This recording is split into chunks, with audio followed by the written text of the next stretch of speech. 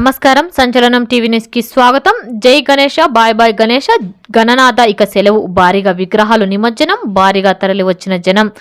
గంగమ్మ ఒడిలోకి బొజ్జ గణపయ్య వినాయక నిమజ్జనంలో భారీగా తరలి వచ్చిన మహిళలు, గ్రామ ప్రజలు, యువకులు. కర్నూలు జిల్లా ఎమ్మిగనూరు నియోజకవర్గం మండల కేంద్రమైన గోనెగండ్లతో పాటు వివిధ గ్రామాలలోని వాడవాడల కొలువైన బొజ్జ గణపయ్యలకు ప్రత్యేక పూజలు చేసి కెనాల్ దగ్గర శివాలయం గుడి దగ్గర లడ్డు వేలం పాటలో ఉత్కంఠంగా సాగిన చివరికి డార్లింగ్ యూత్ లడ్డు వేలం పాటలో 31,116 రూపాయలకు దక్కించుకున్నారు.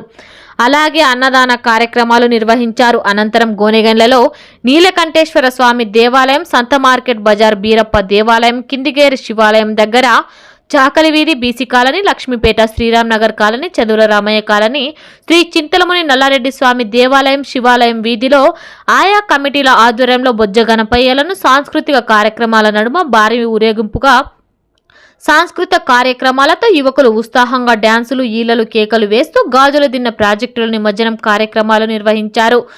గాజుల దిన్న ప్రాజెక్టు నందు సిఐ గంగాధర్ ఆధ్వర్యంలో నిమజ్జన కార్యక్రమాలు ప్రశాంతంగా ముగిశాయని తెలిపారు. అదేవిధంగా ఖైరవాడి, పుట్టపాశం, వేముగోడు, తిప్పనూరు, పెద్ద నెలటూరు, అల్వాల, చిన్న మరివిడు, పెద్ద మరివిడు, గంజహల్లి, అగ్రహారం తదితర గ్రామాలలో శనివారం ఉదయం బొజ్జ గణపయ్యలు దర్శనం ఇవ్వడంతో శనివారం ఉదయం నుండి సోమవారం వరకు భక్తులు భక్తి శ్రద్ధలతో ప్రత్యేక పూజలు నిర్వహించి గణపతి మండపాలతో లడ్డు వేలాలు నిర్వహించి అన్నదాన కార్యక్రమాలు అనంతరం బొజ్జ గణపయ్య కమిటీల నిర్వాహకులు గాజుల దిన్న ప్రాజెక్టులు నిమజ్జనం చేశారు.